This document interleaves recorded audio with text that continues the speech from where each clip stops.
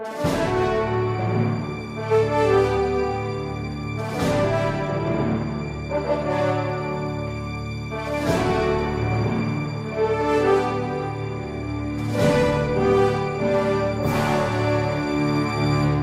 resposta católica de hoje, gostaríamos de responder à pergunta do Tales, que quer saber qual é a diferença entre corpo, alma e espírito, conforme se encontra na Sagrada Escritura. Na verdade, nós encontramos no Novo Testamento essa distinção entre corpo, alma e espírito somente na primeira carta de São Paulo aos Tessalonicenses, lá no último capítulo, capítulo 5, versículo 23. São Paulo fala muito claramente que nós sejamos guardados, protegidos para Deus como um todo, corpo, alma e espírito.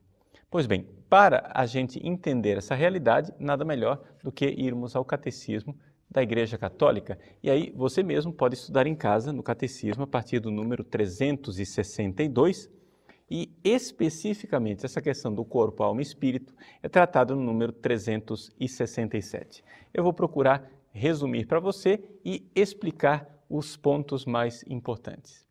Em primeiro lugar, existe hoje em dia uma certa tendência entre os teólogos modernos de dizer que nós não temos alma.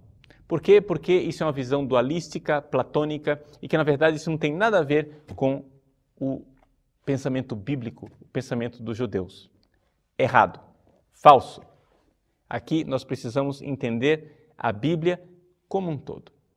Em primeiro lugar, vejamos que no Antigo Testamento, durante muitíssimo tempo não se falou de ressurreição dos corpos, ressurreição das pessoas, mas muito pelo contrário, se acreditava que a pessoa vivia no Sheol, uma alma ou uma sombra, os Refaim, que viviam de uma forma, digamos assim, umbrátil, uma existência que era mais uma sombra do que uma existência verdadeira. Aos poucos, no Antigo Testamento, Deus foi revelando que aquelas sombras, as pessoas que viviam no Sheol, ou seja, nos infernos, nas regiões abaixo da terra, na verdade, continuavam tendo personalidade e que os bons eram abençoados por Deus e que os maus eram punidos. Pois bem, essa realidade que uma pessoa termina a sua vida e é recompensada do outro lado, embora ainda não houvesse ressurreição dos mortos, está bem clara no Antigo Testamento como um segundo passo, já na época dos profetas. E num terceiro passo, ainda no Antigo Testamento, começa a surgir então, somente aí, o conceito de ressurreição dos mortos, em que nós morremos, sim, mas no fim dos tempos, o corpo e a alma irão se unir e haverá a ressurreição dos mortos. É nesse contexto, então, que nós encontramos a entrada no Novo Testamento. Jesus coloca claramente que nós, quando morremos, estaremos com Deus. É aquilo que ele diz quando se refere ao bom ladrão na cruz. Ainda hoje estarás comigo no paraíso. Mas é evidente que aquele ainda hoje só podia dizer respeito à alma do bom ladrão, porque o seu corpo iria ser sepultado, assim como o corpo de Jesus também o foi. E é assim que, se nós formos olhar o dado do Novo Testamento, nós iremos ver claramente que quando uma pessoa morre, existe uma punição eterna ou uma recompensa eterna, mas no fim dos tempos haverá também a ressurreição dos mortos. Então aí nós temos claramente uma questão de distinção entre corpo e alma.